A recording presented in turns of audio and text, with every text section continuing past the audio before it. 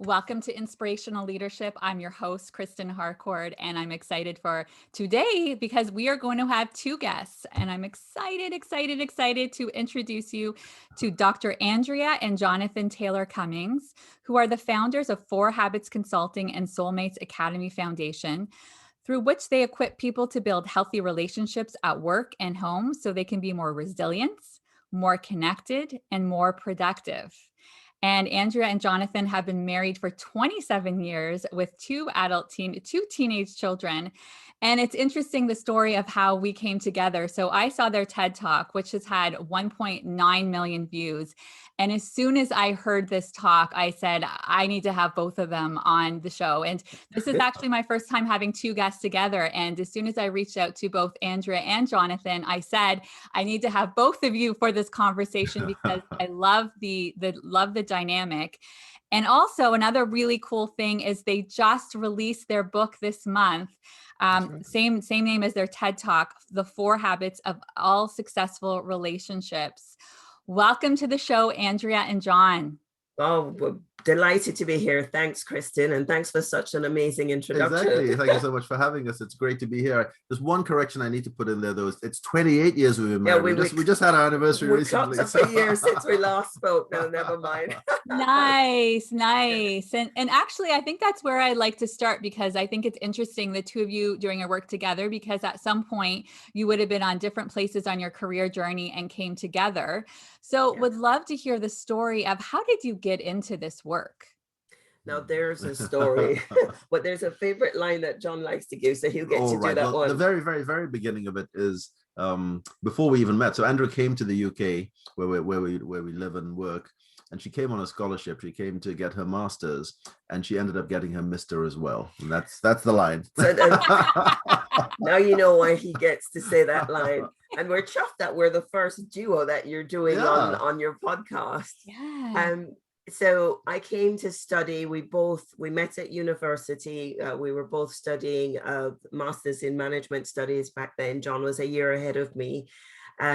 He went into banking. I stayed on, did the doctorate, and then I went into management consulting. And then we had an amazing year. So we got married. We had the friendship that developed on campus. Then we had this wonderful year of living and studying in Japan, away from family, from friends, from all kinds of influence. Something that, if you can orchestrate it as a young couple, we definitely highly recommend it for anybody. Just get away from those influences of family and so on. It allows you to make decisions on your own as a unit, rather than keep running to mom or dad or siblings or whoever it was, wherever you used to get your guidance from before. And now you make those decisions as a couple. So really, really good. We were there for a year, and after that wonderful experience of living and working abroad and establishing our unit, we thought, we have management degrees, we have professional experience, we love each other dearly, the relationship's wonderful. We always had this dream of starting a business. Let's start a business together. How hard can it be? And therein hangs the tale, because it took all of 3 months to just discover how hard it could be living and working together, discovering differences in our work styles that we didn't know existed because we never had to work together, the frustrations of having all our eggs in one basket financially. So from a situation where it was, double income, no kids, to no income in a business to make run, but having this tension in the office that followed us home. That was the challenge. The main source of the problem really was in the work. Andrea didn't turn out to be the mini me that I was hoping for. I had very clear ideas on how things were going to run. This is how things should be done. And she just didn't do things that way. I'm like, what are you doing? You're doing it wrong. You're doing it wrong. Yeah, but I mean, no, seriously, it was until I recognized that I had strengths and I could always see my own strengths. My weakness was I couldn't see my weaknesses. And it wasn't really until I could see strengths in Andrea. She could do things that I couldn't do. I thought, okay, there is something in this. Let me check this out. And she also had this natural gift for connecting with people and bringing people along. And I had come from an investment banking environment where it's all about the results. Show me the numbers or get out of my face was kind of the approach. That was the industry that I came from. And I thought that was the way to do things. But of course, I was oblivious to the fact that you had high turnover in those environments and so on. I just could see people coming and going, but I figured that was just the way it was. And that approach didn't work with a wife as your colleague either. Yeah, no, absolutely. Absolutely. Well, it didn't work for the business that we were trying to set up, and it certainly didn't work on the home front. And the other thing is, one of the things we talk about a lot, and we'll get onto the 4 habits, is that we don't recognize our own superpowers. The things that we're really, really good at, we assume everybody's good at it, and that if they don't do it that way, they're intentionally trying to irritate or frustrate us. So Jon's really very good at attention to detail in a way with things that I don't even see. So you can just imagine the conversations we used to have, the frictions that would develop, where he would be expecting something, fully structured and thoroughly thought through because that's his superpower, but it just wasn't mine. And the misunderstandings that we had back then was that's what got us into this, and we realized that there was plenty of stuff that we could learn ourselves to improve the quality of our relationship. And in our excitement, we started sharing that with friends and family around us, and we realized everybody had an appetite to hear what we were talking about. Nobody was saying they were having challenges, but they were, tell me more. That sounds good. Tell me more. And in time, clearly people opened up, and we recognized that actually everybody around us was going through very similar challenges. I mean, we're not talking about, hugely dysfunctional relationships. We're talking about run-of-the-mill, everyday challenges. When you come up against differences, you come up against unmet expectations, tempers start to fray. Over time, things just aren't as rosy as they were in the early days.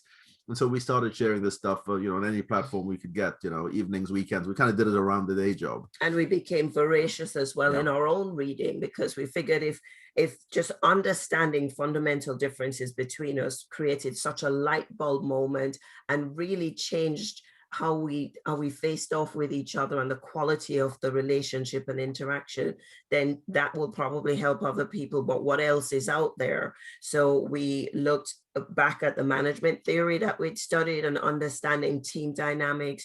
We looked at relationship kind of therapy, counseling information. We looked at everything that was out there in terms of best practice and started sharing that in different forums, in one-on-one with individuals, professional colleagues, with couples, with families that we were around us. Anybody then out into the community. So for 20 odd years we were doing it evenings and weekends around the day job, just sharing the principles that we realized changed behaviors. That's what we were after. It changed behaviors in how we showed up to relationships, how having better conversations and achieving better outcomes, whether it was at home, at work, in the community. We just focused on the things that shifted behaviors so that relationships were improved. And then 5 years ago, probably it was turning 50, a combination of things happening in our careers and so on, we both independently got to this point of saying, and another thing that happened around about the same time is that we had this group of these friends who moved together in a group of about 8 couples who tend to hang out together. And the 6th couple of the 8 announced that they were separating and going for a divorce. And we said, that's it. If all we have to offer is the skills that we've developed and seen working, then we will bring this. So 5 years ago, we decided to set up the business, the 4 Habits Consulting, and the charity, which officially got founded last year, but that we've kind of been doing that over the 20 odd years. Yeah. And then 2 years ago, do you want to talk about the TEDx talk and how that helped? Well, yeah, sure. I mean, it's all part of the journey of how we got to where we are today. I mean, a couple of years ago, we had the awesome opportunity of doing a TEDx talk. And we realized that the theme for the that event was thriving or surviving. We thought, absolutely, this is absolutely in our sweet spot. So, okay, TEDx talk, let's do it. What are we going to talk about? And then we realized, now we're going to have to summarize 25 at that point, it's about 25 years of work into 15 minutes. How do you do that? And it was that really forced us to distill. I mean, we thought about all the work we'd done, and we recognized that there really were 4 habits that all the successful relationships we'd ever seen, they exhibited these habits, and all the challenged or strained or broken relationships we'd seen were missing one or more of these habits. And we said, you know what? That's it. the 4 habits of all successful relationships. And when we did the talk, we were talking with a good friend of ours, and he was saying, you know what, guys, these TEDx talks, they tend to be on average, there are 2 types of TEDx talks. He said that there are those that go 5,000 views on average, and then there are those that go to the moon. Let's the best you can hope for is 3,000 to 5,000 views. As long as you can do that, that was the bar. You don't want to be under that. And so today, when we look at it, and today when we look at it now, it's fast approaching 2 million views. I think it's a few thousand, but it's still growing by between 2,000 and 4,000 every day. Yeah. And we just think, where did that come from? And really, our conclusion is there is an appetite out there, especially now. Well, especially now, doubly so now. Although the what's the word? The viral, I guess, bit of the talk happened before COVID, but even so, in the current environment, there's an appetite for people nobody wants to be at the mercy of their relationship. If there's something they can do to be proactive, okay, what is it? Tell me, what do I need to do? I mean, so many people come to us or we talk to, and they say, the relationship isn't so great. It has been better, but I don't know what to do. I've been doing the same thing. I think I've done all the things I know to do, but it's not working. I don't know what to do. How can I get better at this? We say, actually, there are habits that you can be developing that will improve the quality of your relationship. The things that you're doing that aren't working, you need to recognize what those are and stop doing those or minimize those as best as possible. But there are equally things that you're not doing that you need to learn what those are, things that will land really powerfully, and start doing those things. The combination of those 2 together brings you back into positive territory. We have some language we use around that, but and that's exactly the point, because we realize that nowhere are we really taught specifically how to do relationships well. And yet, especially in the last year, relationships at work, at home, in life have just been really tested to the core. How do we become intentional about investing in those relationships, turning up well, and doing the things that strengthen rather than damage relationships? And that's why we've called them habits, because it's not just about getting head knowledge and information. It's about learning the principles and the skills so that you can genuinely change behaviors from habits that damage relationships to habits that strengthen them, and be on purpose about it. Because all relationships will face challenges. That once you have 2 people who are living, breathing, opinionated, thinking, there will always be a time where you just don't see things the same way. You do things differently. You respond differently. None of us is that great handling conflict without knowing how to do it, with specific skills that we've invested in developing. And all that can challenge relationships in different ways. But the 4 habits help. Developing the 4 habits on purpose help us to do the things that build relationships rather than the things that damage relationships, and make that our natural response. Absolutely. Wow. I mean, there's so much I want to say with what you just said there, but a couple of things I want to highlight is, first of all, I love what you're saying about also recognizing that we all have our zone of genius, and what does it look like to play more there, but then recognize then we have the different operating systems. So we might not see things from the different perspectives and see that in others. But I also, first of all, I love your passion about this. It's so palpable, right? I can tell how much you really care about that, and we can feel that energy. But then also, as you started to share this with others, I think the other thing that's striking me as you're talking about this is that people can kind of feel a little bit alone. Like, it was just me that's doing this. I'm the only one that has a struggle. Everyone else in their houses, because we do have this highlight reel with social media. And I always say, like, when I'm having a fight, I'm not going to take a picture of myself or my husband having the fight and say, we're currently in a fight. That's our status right now. Exactly. That's not going to be the time that we're communicating that. So I think with you talking about this more, and first of all, recognizing, there are some specific strategies you can embrace, and let's not overcomplicate it.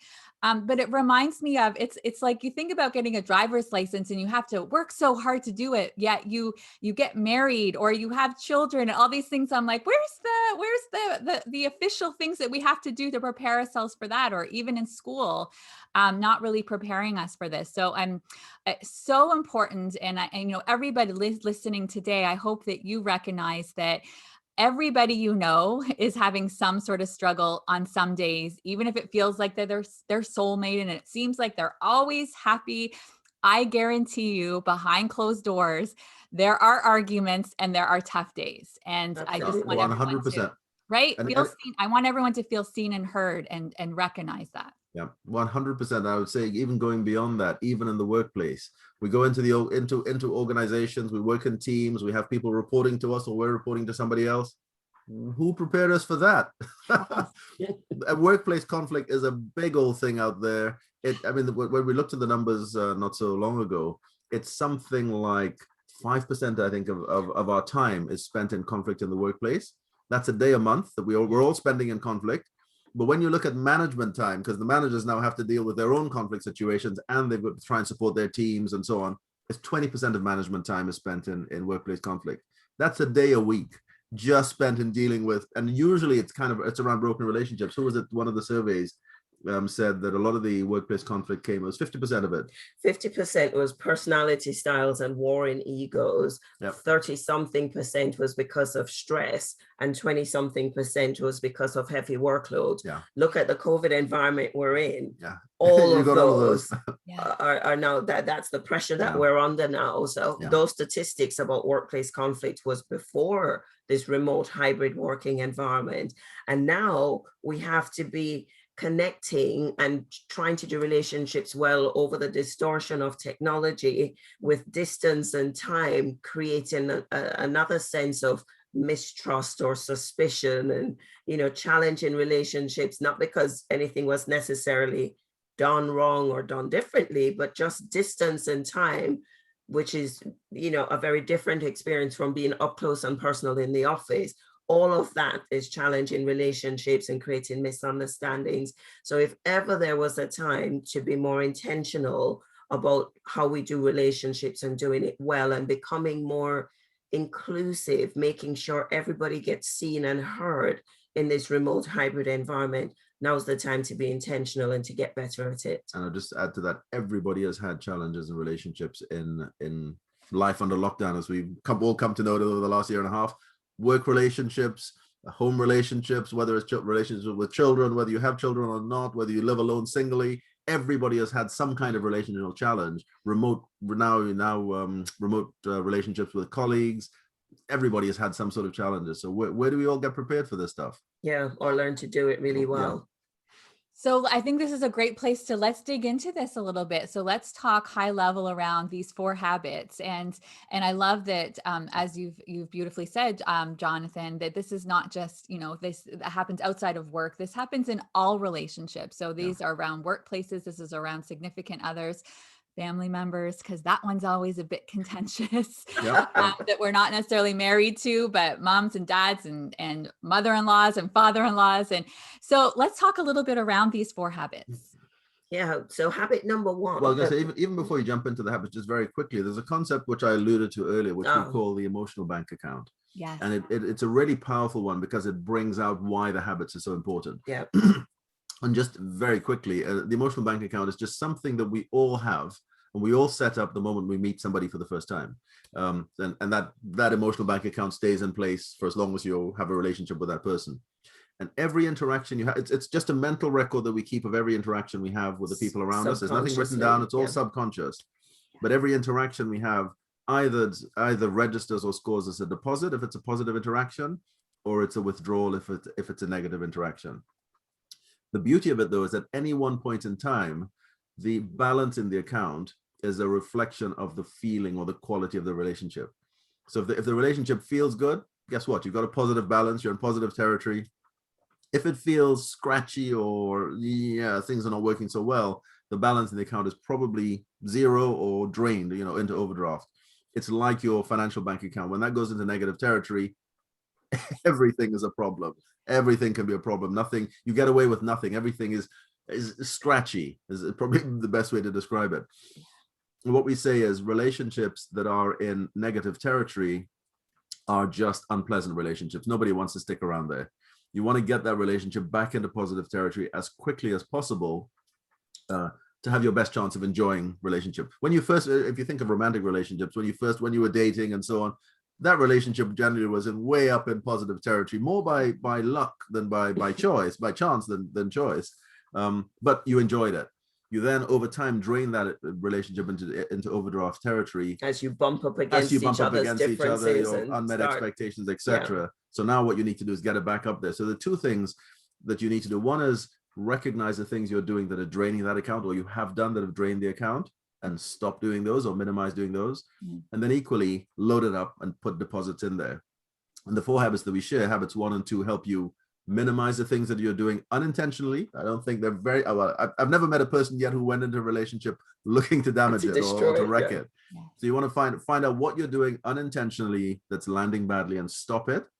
And then at the same time, find out what you can be doing that will really land. There was somebody we did a workshop just last week, and he was saying, is it the case that every time I'd make a withdrawal, it's like he was talking English currency. We're in the UK. You're saying, that's like £1 withdrawal, but every time I make a deposit, it's only 10p or 10 pence going in. I said, no. If you find the right deposit, that can be a £5 note or a £10 note. It really just loads it, but it's got to be the right deposit for that person. For that person. Yeah. There is no one size fits all here. It's about the individuals.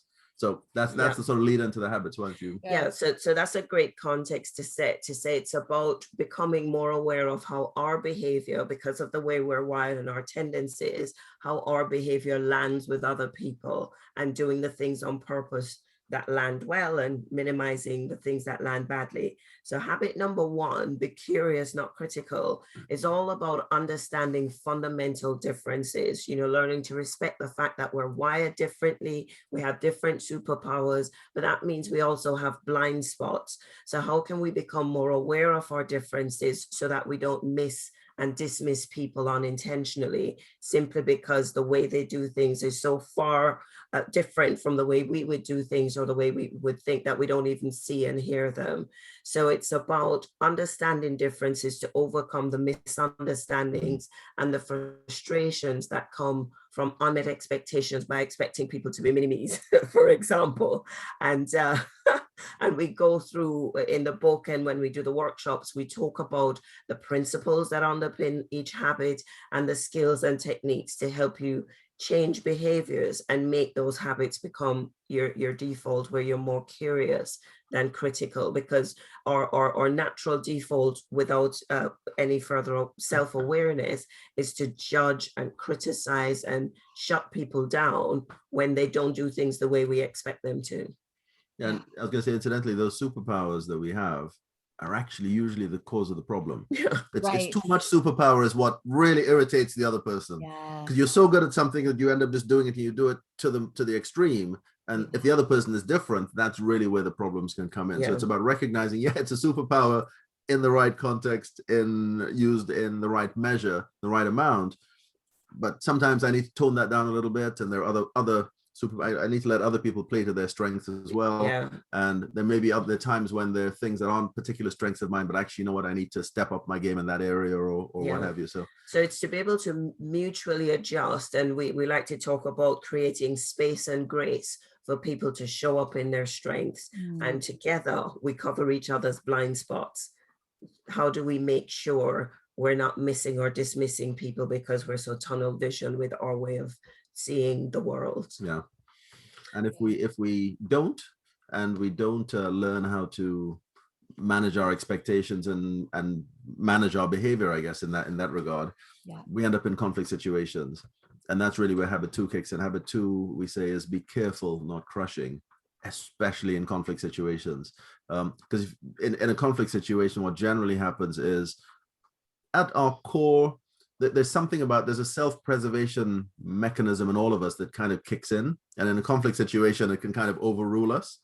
And that's the bit that we really need to bring under control. And that's that's what will allow us to take care in a conflict situation and treat the other person with respect. Otherwise, we end up going into conflict and just doing what comes naturally to us. It may be shouting, it may be leaving the room, it's just things that are not helpful for that. It may be just trying to win the argument every time. Behavior like that might make you feel personally like, I've got I've won this one, or I've, some sort of little personal triumph for you. But for the relationship, how does that leave the other person feeling? All you've done is you've taken yet another chunk out of the relationship, yet another chunk, you've drained that emotional bank account. So it really is about understanding how you naturally turn up in a conflict situation and managing that better, so that when you actually come out of this conflict situation, you leave the relationship feeling, and you can actually strengthen. A lot of people don't realize this. You can strengthen relationships through conflict. Conflict is not bad. Conflict is inevitable. It is going to happen 100%. To different degrees, but conflict is going to happen. It's just how you turn up in that conflict and manage yourself that makes all the difference. Yeah, so it's about, as we learn to treat each other well, even through conflict, we create that psychological safety that allows people to be able to speak up and address conflict better, to even mention that there is an issue, because quite often we tend to sweep things under the carpet, and that just creates distance in the relationship. So learning the habits and the skills around being careful, not crushing, is what habit number 2 is about. Yeah. And then I was just going to say, so something that's showing up for me, I'm curious around this one when we're talking about being careful, not crushing. What's showing up for me is a lot of times it's taking a step back and responding instead of reacting, and being aware. What tends to happen is when it's conflict, right, we get triggered. So the amygdala brain comes up, and then it's fight, flight, or freeze, right? And so it's being aware that that's by nature, it's going to show up, right? Because it's biological, but we want to be very conscious when that's showing up, and having that pause in between so that we can be more conscious of being careful how we're communicating and showing up with that human in front of us. 100%. Absolutely. And the trick to doing that is really pre-programming the brain so that when you do meet a conflict situation, there are instructions in here, in this little wonderful thing that we have, there are instructions that tell us, in this situation, this is how you want to behave. If you haven't pre-programmed your brain with those instructions, you will just do what comes naturally to you, which is, you say, you get triggered, you see red, call it what you will, and you end up doing things that end up damaging the relationship. Yeah. And so we talk about a number of things, including, how do you set ground rules for yourself? Because when you have the ground rules, that allows you, those are boundaries that you can cross, or boundaries that you choose not to cross. You decided, I'm not going to cross these boundaries. I'm not going to do this sort of thing. For some people, it might be, I don't know, counting to 10, or deep breaths. So there are a number of things that you can do. Or if it's a relationship where you have the opportunity to have a conversation about it, you can actually set ground rules in that relationship, like we did in our marriage. Early years. Yeah. We just had 3 rules, which was 1, we would never hit each other. 2, we would never storm out of the house and slam the door in anger, because that would communicate all kinds of unintended messages of abandonment or anything. So maybe go to the next room, but going out the door of the house and slamming the door was that was a no, off the table for us. It may not impact other people to the same degree, but for us it was a no. Yeah. And the third thing is, we would never use the word divorce in spite or as a threat. If you do that, I'm going to leave you, kind of thing. That was off the table for us. That's dirty playing, as far as we were concerned. Yeah. Yes. So just remove that threat. Those are ground rules that we set around our relationship, and those really have served us well. Yeah. In a couple of relationship, people will need to decide for themselves what works. But the ground rules create that safety net. It creates the boundaries beyond which you've agreed you won't cross. So you're not feeling threatened about where the relationship's going, and you can have a more robust and healthy conversation or fight without feeling unsafe. Yeah. And it's the same. It works the same in the home context as well as in the work context. And there's some other techniques that we talk about, like knowing how to choose your battles and being able to listen well. And just on the point of fight, we say to people, it's not that we don't fight. We still fight. We've just learned how to fight better, or how to fight well, and how to recover faster or quicker. Yeah. You're going to have these little disagreements. You're opinionated people, living, breathing. It's going to happen. Learn how to handle it properly. That's what gets you through and gets you over them. Yeah, I love the ground rules, because what you're doing is you're being proactive. So when you're in a state where there is a little bit more, the energy is a bit more neutral, you've created that. So then when the energy isn't as much neutral, it's been created. And I can see that in workplaces as well. And I think you had mentioned this, Jon, to circle back to this point, which is so true. And I talk about this so often when I'm coaching leaders, and they agree when we actually start going back and dissecting that sometimes what ended up in the workplace being what at the time felt like really hard and difficult conflict ended up actually creating some really, really intimate, meaningful relationships. And they would Absolutely. have never gotten there if they hadn't gone through the messiness of Yeah. seeing things different, being able to hear one another and shifting and working through. It can feel like, I want it to acknowledge everybody that's listening. Like, I want to be honest, it can feel, our body, it can feel really uncomfortable when conflict is showing up, but acknowledging that it's there and what happens when you get to the other side can be actually such a beautiful gift. It just brings you to, I'll just go quickly, it brings you to another level of understanding about the person. And that's really what brings that increased connection. Yeah, So because it's absolutely not a bad thing. we actually go further than that and say that the genuine friendship starts at the point of conflict. Yes. Because up until then, it's you're just getting on easily with no challenges, probably because the person is exactly like you in certain ways. But at the moment of conflict, that's where you get to choose whether you go deeper and strengthen the relationships and build genuine understanding and connection, or if you destroy it by the way you turn up. Yeah, great. So let's hear habit 3. So habit 3 is ask, don't assume. And this is a really chunky habit, because we talk about underlying assumptions and core values and the beliefs that we each carry, sometimes not even realizing that we're carrying them until they get crossed and we feel really disrespected. So habit 3, ask, don't assume, is about being able to recognize our own assumptions, identify values that are important to us, put healthy boundaries around those values, be able to model healthy boundaries if you're a leader, and be able to have those courageous conversations where necessary to make sure or to help create respect, mutual respect and trust in the relationship. So it's developing the healthy boundaries, talking about things, these deep-seated issues that we tend to run away from rather than talk about, but getting better at talking about the things that really matter to us so that we can build this deep trust and respect. And I guess using the language of the habit, ask, don't assume, it's about checking in on assumptions, your assumptions, the assumptions of the people around you. And then, as we talk about in the book, it's then about then making big asks of the people around you. It could be in a work environment, of your boss or your colleagues. Make that big ask to help you, especially if work-life balance is a challenge for you. It's making those big asks that will help you redress that balance. In the home environment, you need to make the big asks you need to make of your family or a partner or spouse, people around you. That's your support network right there. If that network isn't in place, you can't do some of the things that you're trying to do out of the home environment. But it all starts actually with checking in on your own assumptions and making some big asks of yourself.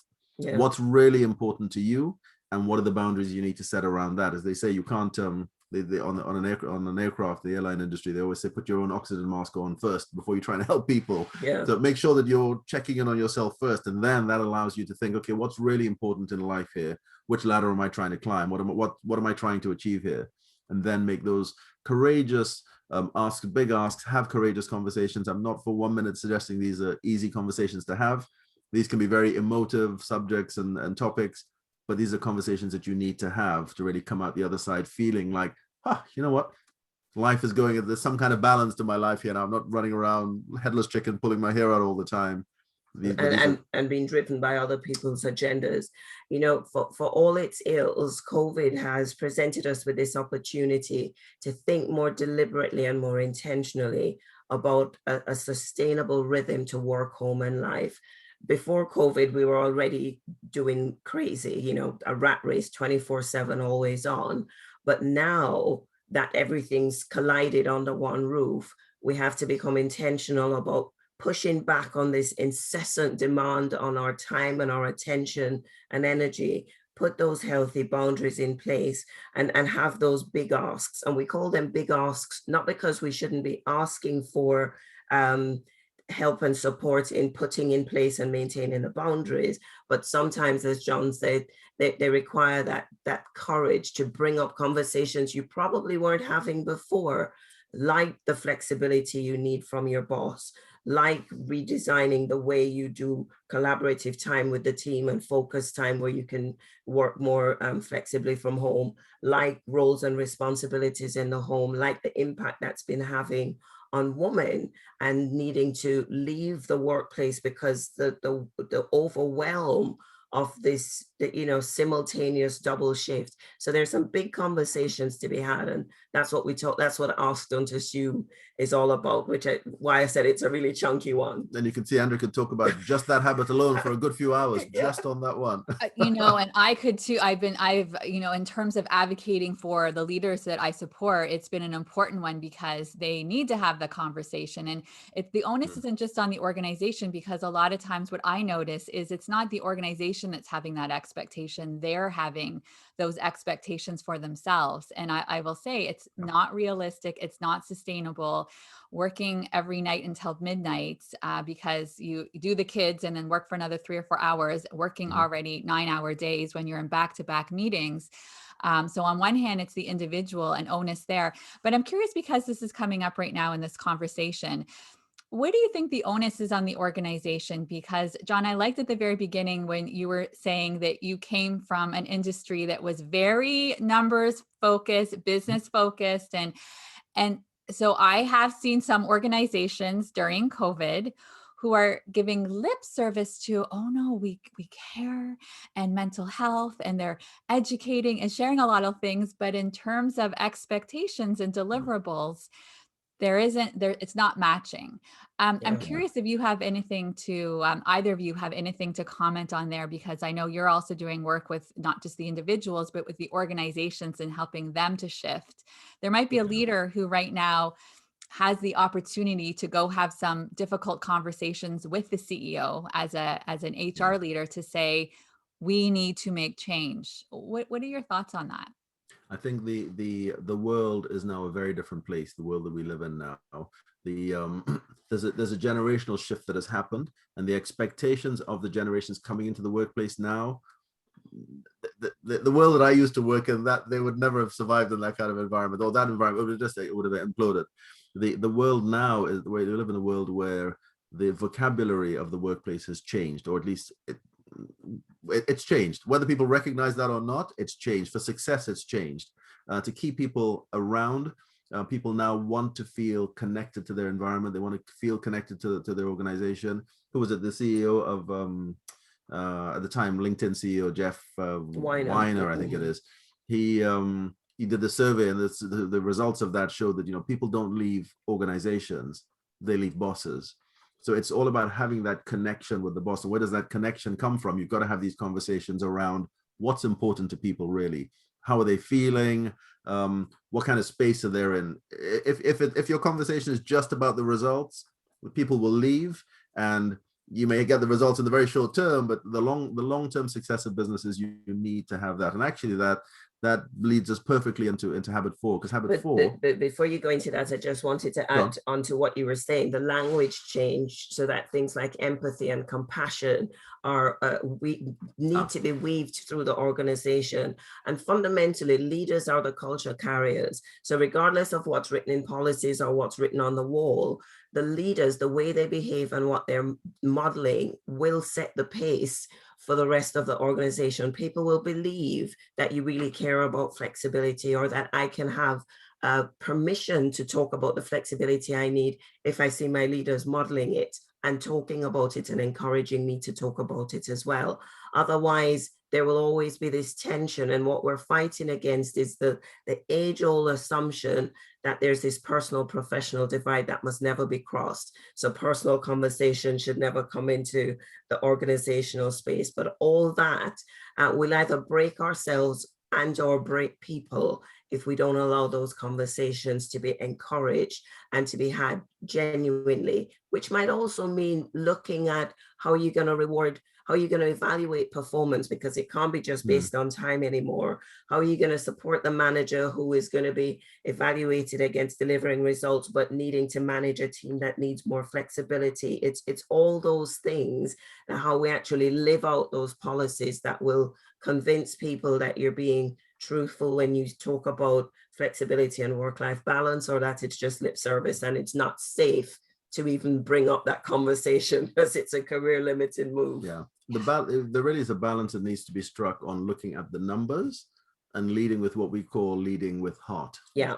And leading with heart, we talk about heart, which is, it's about honesty, empathy, authenticity, respect, and trust. Now, these are words that never used to, they weren't workplace words. Well, honesty, clearly we've always spoken about, but there is some might call it softer skills. I'm just saying it's people skills. Most organizations will say people are our most important asset. Yes. Yeah. What are you doing about that? How are you connecting with these people? Yeah. And again, we're coming back with habit 4. Habit 4 is all about connect before you correct. Most of us have this. When things aren't going our way, well, we'll try and correct the people around us. If you do it like this, then it's kind of back to the mini-me thing to some degree. And if you don't have a connection with that person, you don't have permission to have that kind of conversation. If you think about teenage children, or if anybody's, whether you have them for yourself or you've been around teenagers, you'll know that to try and have a corrective conversation without a connection, you're wasting your time. Yeah. If you've got your ear with their connection, they will listen to you. Otherwise, you can forget about it. So it really is the same applies around us in anything. If you're having a performance review with somebody, if you've got a connection with them, they will hear what you have to say because they know you're saying it with a good intention. Yeah, you have their back. You have their back on their back. Absolutely. That's what we talk about. If without that, they'll just say, "Okay, I hear you, thanks," but it's not a smooth conversation. You have to focus on building that connection. As they say, there's a quote we love which says, "People go where they feel welcomed, but they stay where they feel valued." If you want people to stick around, you have to leave them feeling valued. This is in the workplace. This is in the home environment. There's something in us that needs to feel valued. And if we don't get that from the person we're relating to, well, guess what? We kind of, so I'm getting some value coming from over here. Maybe I'm going to be attracted over there. We don't do it intentionally, but there's this need within us to feel that appreciation and value and love in a home environment. So it's really, really important that we do that. We connect with people. And the last thing to share, I guess, on that is, unfortunately, the assumption we make is that everybody wants to feel valued and appreciated in the way that's important to us. Yeah. And we're saying, actually, no, we all speak different languages here. You've got to understand what's really important to them. Yeah. And then learn that. And that's the language that you need to be speaking every day, all day. And that is what makes those deposits into their emotional bank account and gets you back into positive territory. Yeah. If you just leave it in negative territory, assuming that everything it'll be all right on the night, well, or time passing, and it won't. It's not going to fill itself. You need to actually be on purpose about filling that. And when we had this conversation just recently, somebody was asking, are we saying that all relationships can restore them and bring them back? And I'm saying I wouldn't be naive enough or bold enough to say you can fix every relationship. There's some which are, I don't know, dysfunctional. There's a real problem there. Or they've done so much damage that they've lost the will. To come back. Yeah. But what I'm saying is there are many more relationships than we might imagine or people might imagine that are fixable once people start to stop doing the wrong things and start to do some of the right things. It's amazing how that will can get back. I mean, this is the person that you cared for in the past in a domestic relationship. That bit hasn't really gone away. It's just hiding, and you go in negative territory now. You've got to learn to rekindle that flame, and you can absolutely do that and get back into positive territory. Yeah. So showing value and appreciation on purpose, often, consistently, both in the home and in the workplace. And that's something we've not been good at in the past, not been good at all. We just never think of, what do I need to do to build a stronger emotional connection with this person? Yeah. It's being really intentional.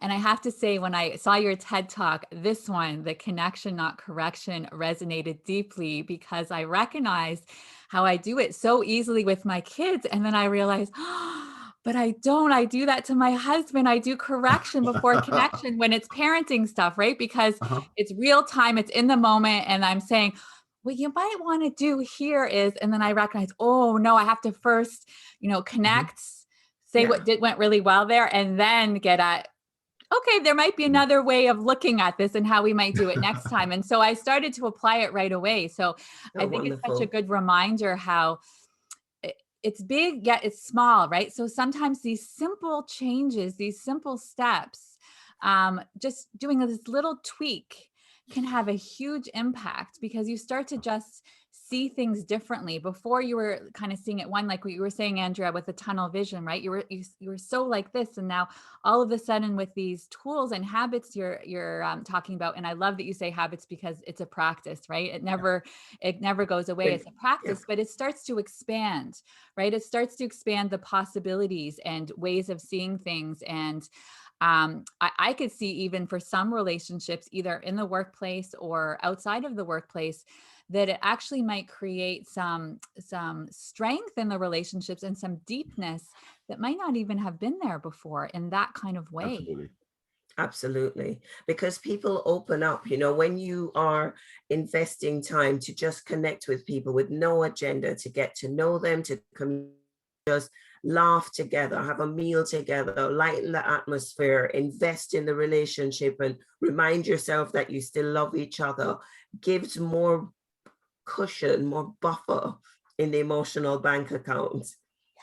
Yep. Did you hear that bit? More Yes. cushion, more buffer in the emotional bank account, so that you can carry on dealing with the challenges of life together. And that's what connection is about, in investing in the relationship to keep the emotional bank account balance strong. Yeah. So we knew this was going to be the case. And I specifically knew that I wasn't going to want this conversation to end, because we could talk for hours, because you have so much brilliant work and insight to share. But what I'm going to do as we start to wrap up is, I always like to give my guests an opportunity to leave the audience with a final thought. So if you just think of whatever is showing up for you in this moment and a final thought you would like to leave, I'm going to give each of you an opportunity to leave a final thought. What comes up for you? But for me, No, go ahead. For me, it's easy. Intentionality.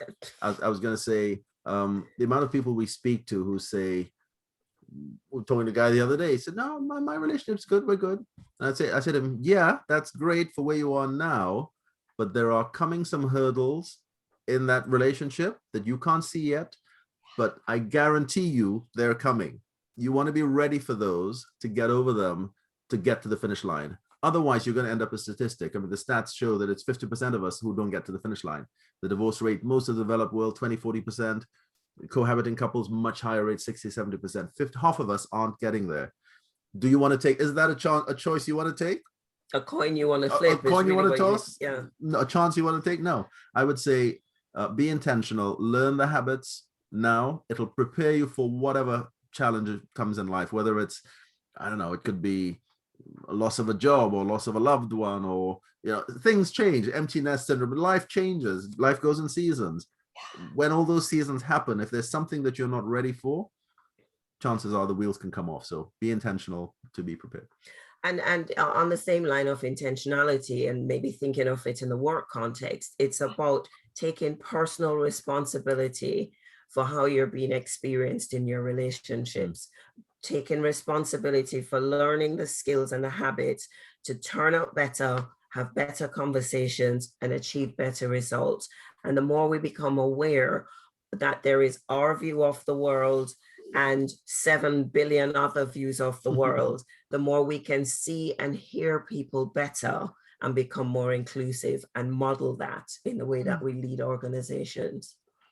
So important. And you both model this so well, right? Because you're constantly both being intentional and taking personal responsibility. And that's what you did back in the day when you first started working together, right? And so we all have the opportunity to do that. And it creates more meaning and fulfillment and joy and peace in our lives. So there's a win. There's a win. Not only are you going to be able to connect more with those around you and create a better world, and from my perspective, you're also, because it also starts in here, right? It's the more what you do work inside, the more it impacts how you show up in the world and what we can co-create in the world.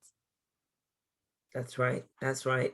Mental health or well-being or productivity or just general performance in life all depends on our ability to build great relationships around us. And that starts with us taking personal responsibility for that. Yeah. Andrea and Jon, where can people learn more about the magnificent work you're doing? Are you back now? Yes. Okay. You froze again. I think you're back now. Okay. So I was just asking, where can people learn more about the magnificent work you're doing? Well, thank you for the compliment. Exactly. Thank you. There's our website is the easiest place. It's the4habits.com. It's the4habits.com. And you can find the book there. There's the book. Is available from Amazon and, as they say, from all good bookstores near you. And we try to detail and walk people through how they can actually develop the 4 habits themselves using the book. Yeah. And I will have that all in the show notes. And I also highly recommend everyone listen to the TEDx because it's also wonderfully, wonderfully done. Thank you. Thank you so much. Thank really you so enjoyed much being here. I was just going to say thank you so much for both of you for being here today. Really good to be with you. The it. technology is being a challenge. We've frozen again, but been really good talking with you, and we'll just keep talking and assume that that you'll come back in a minute. Yes, I can hear you, and so podcast listeners can hear us while it's frozen. So thank you to both of you for being here. I really enjoyed this conversation. Oh, real pleasure. Really good talking with you, Kristen. And we've enjoyed it too. Thanks for having us. Thank you, everyone.